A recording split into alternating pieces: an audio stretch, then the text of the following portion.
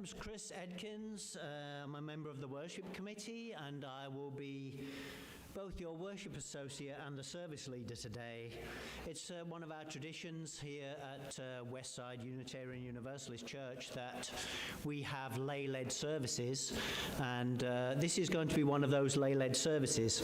But we do have a regular settled minister, that is the Reverend Carol Badeau, and she will be here running the service next week. So if you came here hoping to meet with Reverend Carol, please come back next week and you'll have the opportunity to do that. I'd like to draw your attention to the order of service and some of the announcements that are in here on the right-hand page on the interior. So the most important thing I have to draw your attention to is the spring auction, which is going to be on February the 1st at 12:30. I guess that's after the service. There'll be a short service and then we'll go straight into the auction. And the potluck will be that weekend as well, not on the usual, it is the usual day, which is the first Sunday. Read that in your order of service. Obviously, we're going to be looking for auction items from people, things like dinners and experiences that people can offer, that people can bid on. So read that if you would and see what you would like to contribute to that. The other thing, this is not in the order of service, but I'd like to announce it anyway, that is we have Family Promise coming up. Family Promise is a program that this church supports. We used to have people staying in the church, but we're no longer able to do that under our current circumstances. But we do like to support the churches that are doing this program. So what happens in Family Promise is homeless families with children are given the opportunity to stay in a church on a rotating basis, so they have somewhere to sleep and meals to eat, while the program is finding them new housing and helping them with other circumstances, employment and parenting skills and the such like. So we will be helping with that on March 16th, and if you can help, there'll be a sign-up sheet that you can get to through the newsletter if you have the newsletter delivered to you, or if you're not getting the newsletter at present, we went through something where everybody got unsubscribed. So if you notice that you're not getting the newsletter, then go to our website and resubscribe to the newsletter, and you should start getting it again. And in the newsletter you'll find a link where you can go to the sign-up sheet where you can volunteer to be a part of that Family Promise. So it's a really great program, and it's a wonderful thing to do to help these families who quite often, through no fault of their own, the circumstances of their lives have ended up in a situation where they are no longer housed. And Family Promise helps the parents and the children to stay together, which cannot happen if they go into a shelter. So, okay. I haven't really said welcome. I've kind of gone straight into the announcement, so let me backtrack and say welcome to Westside Unitarian Universalist Church. We welcome you whether you are here with us in person, and it's wonderful to see so many of you here in person on this New Year weekend. And if you're joining us out there in YouTube land, either real time or sometime in the future, we welcome you as well. You are just as much a part of this community as those who are here in the room in person. So thank you for joining us today. So we've already done our announcements, so I'm going to do our chalice lighting. I've already lit our 2 candles here. We light a candle for all of the wonderful things that are happening in the world in this past week, and we also light a candle of concern for all the sad things, the terrible things that are happening in the world, the conflicts that are going on in various countries, mass shootings that we know are all too frequent and familiar to us nowadays, that they almost seem like normal. So I have already lit those 2 candles, and now I'm going to light the chalice and do our chalice lighting reading.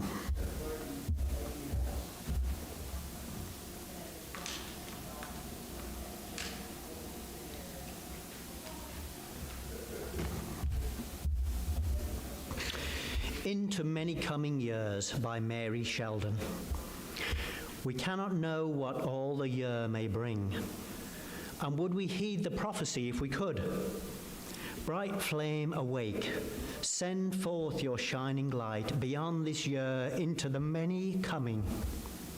Show us the ways of love and help and care, of justice, mercy and equality. Illuminate unto the generations. Show to the world a beacon of safe harbour. Help us find the kindred warmth within us and among us to help make it so. And now, if you want to settle into your seats, I'm going to ring our singing bowl, just to bring us into the sacred space of this service.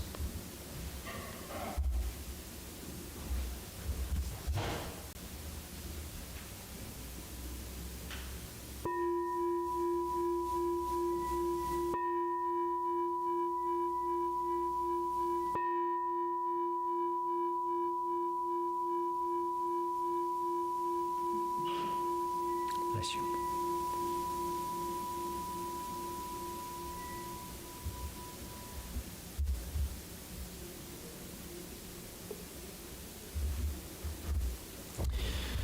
So this service that we have every time of this year, it's called, we call it the Janus service, and it's named after the Roman god of Janus, who had 2 faces, one looking into the past and another one looking into the future, and it marks that perpetual transition between the current moment, which is passing into memory, and the imagination of the future that drives us on to new things. So it kind of seems appropriate at the new year, since we kind of look back on the past year and see if there's any things that we would like to release or let go of, that we want to pass out of our lives, and then we look forward to the things that we would like to see in the new year.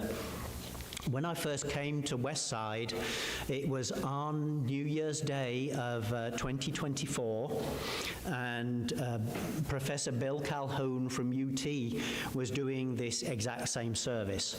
Unfortunately, Professor Bill Calhoun is no longer with us. He passed away a few years ago, but we've continued on the tradition of doing this service. So what happens in the service is I'm going to hand out some pieces of paper. Sometimes we do flammable pieces of paper. This time we're doing water-soluble pieces of paper. And I'm going to pass out some pens and pencils, and you can write down on these pieces of paper the things that you would like to release from the past year. And then a little bit later on in the service, you can come up and put them into this vase of water here, and they will dissolve away. And then I'll take them out and pour that water into a flower bed after the service is completed. So if you're at home, you can also join in this ritual, whether you're listening now, today, on Sunday, January 4th, or when you're listening in the future. You can get a piece of paper and write down the things that you want to release, and then go out and find your barbecue grill or whatever in the garden, and then burn those pieces of paper. So this ritual is open to everybody. So first thing I'm going to do is hand out some pens and pencils and these pieces of paper. I'll hand some on either side, and you can pass them back.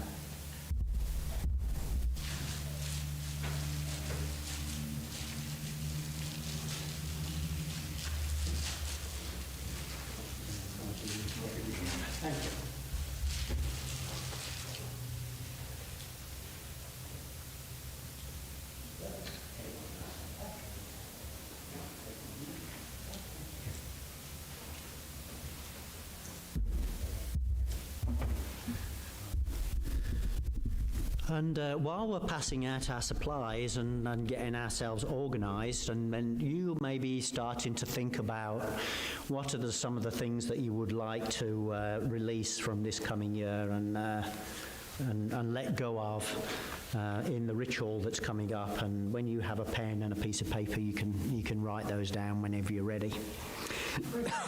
Talk about releasing a little bit more. Yes.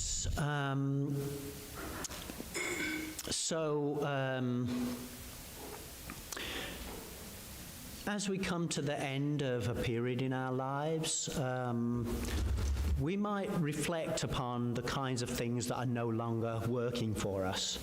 It might be some kind of psychological habit, a way of thinking or doing things. It may be perhaps there might be a difficult relationship in your life that you decide that you no longer wish to continue.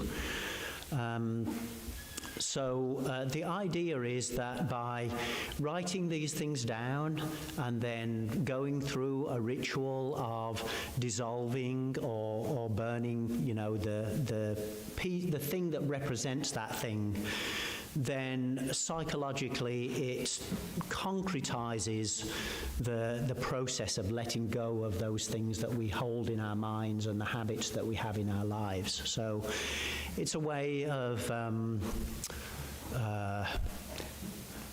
bringing into actuality some of those things that we would like to let go of from the previous year, and then ritually letting go of them so that we can move into the new year with a fresh perspective and fresh habits and fresh ways of doing things. So, okay, any other questions? Thank you, David. So while we're doing that, I'd like to reflect a little bit. First of all, I would like to say, let's give ourselves a round of applause because we got through 2025.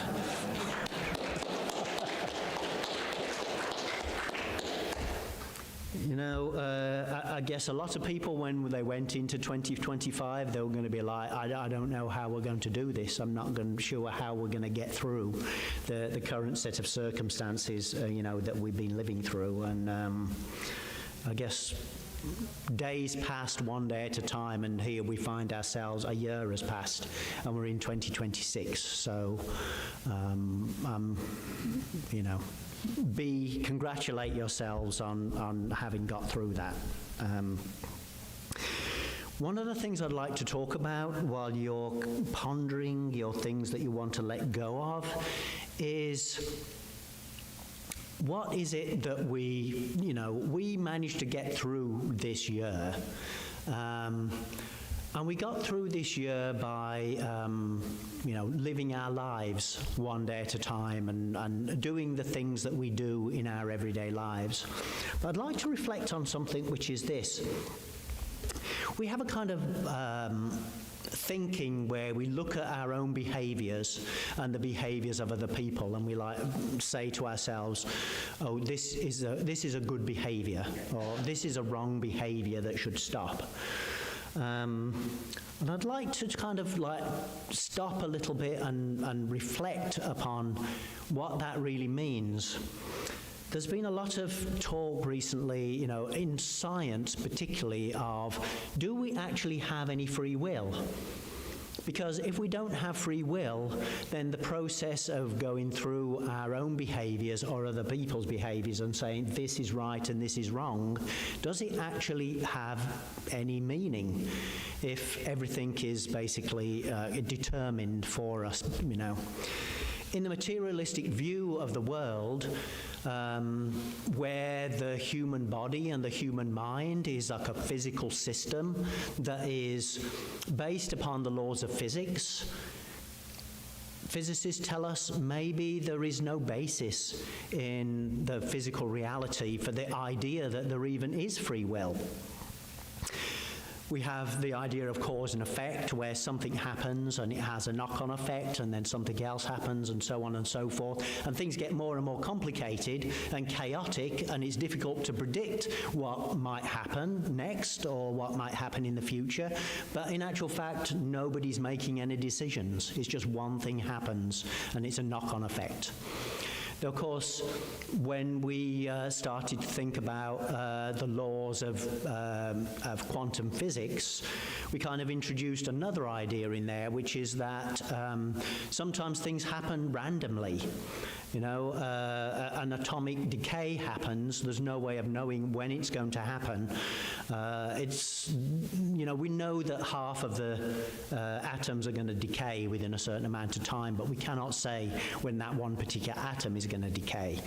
Or we have, the quantum entanglement, where we have one particle, gets polarized one way, another one goes the other way, and when we measure one of them, we find out what the other one does. But even though there's randomness in the world, and that introduces another element, can we truly say that there is any free will involved in that? So, as we reflect on that idea, is there a purpose to getting excised about things and saying this is right and this is wrong, if everything is just, that things happened from the beginning of the universe and that they gradually unfolded? Of course, if that's true, then our ways of thinking and the moral laws that we come up with and our responses to things are also determined by the laws of cause and effect. These systems, biological systems, have risen up that have an ability to try and adapt to situations and survive and reproduce themselves, and the things that we do, the behaviors that we have, are just the natural consequence of the development and continuation of those systems. So, is there a moral element to it at all, if that's the fact, if we believe in a material world and we believe in the laws of cause and effect and randomness? So, of course, not everybody takes the materialistic view of reality into account, or believes that is the proper model for things.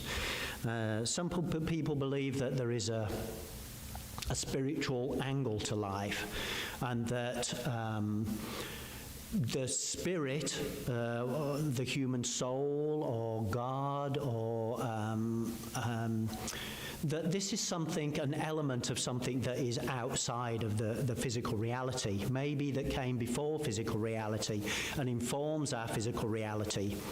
There is a view that is where our freedom arises, that even though the physical world is governed by randomness or the laws of cause and effect, that by bringing our attention, the attention of our spirit, to bear upon the world, then we bring in an element of free will, and that we can have some kind of agency through that spiritual force.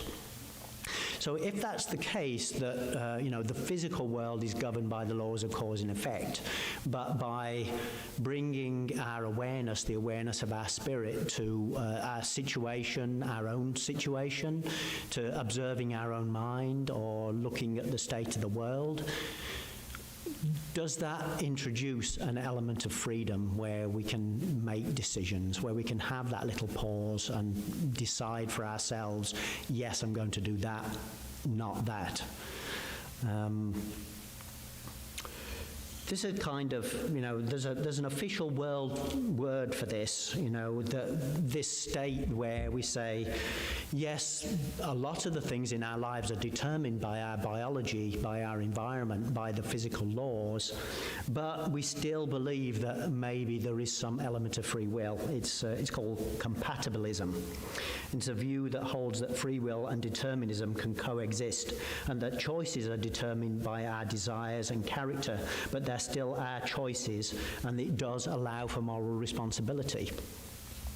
So where do you fall in this as we look at the situations in the world and the things that are going on?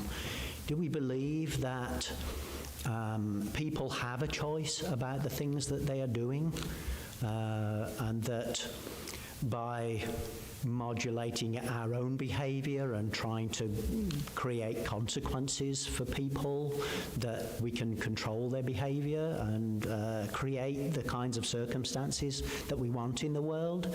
Or is everything just unfolding in a way where, you know, there is no moral compass or idea of what's right and wrong? You know, things are just happening as they're happening.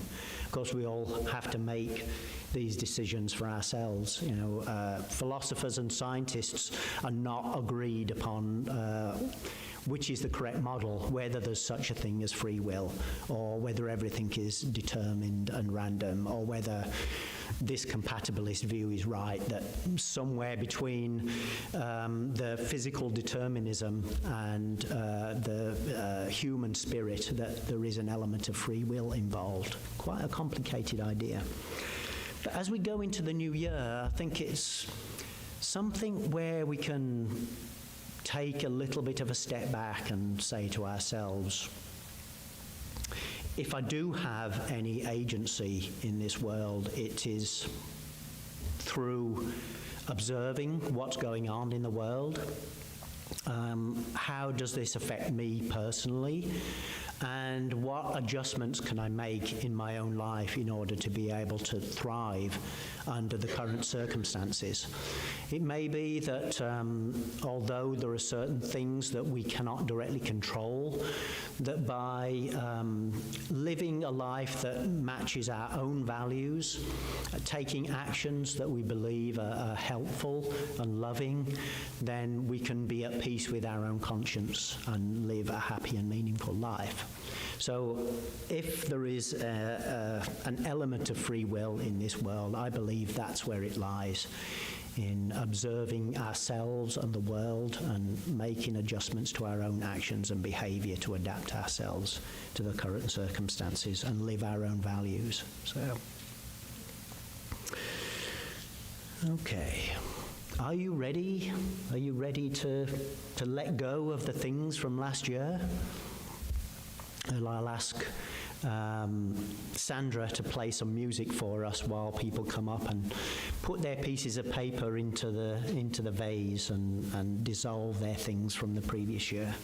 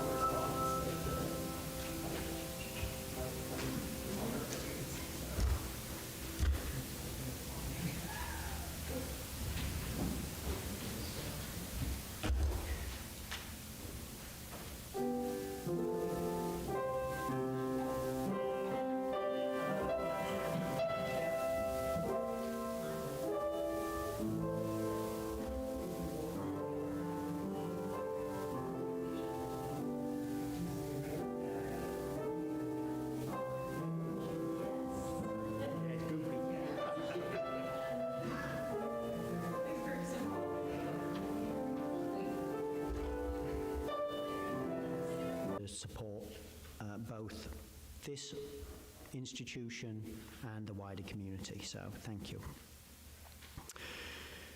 So we are coming to the end of our service today, and let's go out into the world with a sense of hope and optimism that by holding in our hearts a peace and love for ourselves, for our community, and also for the people who may be difficult or challenging for us, that we can make the world a better place through our own actions and our own attitudes. So one of the things we like to do in this church is we will stand, and if you wish to, you can hold hands with the person next to you. But if you don't wish to hold hands with somebody else, you can always hold your own hand to make it clear that, you don't wish to hold hands with the person next to you. So if people would like to stand and join hands, if you wish, and if you don't wish, then hold your own hand or put them behind your back, or however you wish to indicate to it.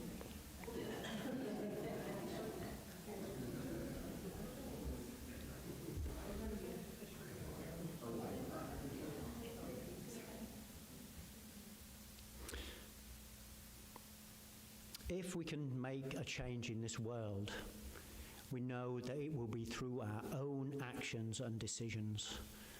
May all of us go out into the world and embody our own principles, our own ideals of love, compassion, tolerance, social action, and justice.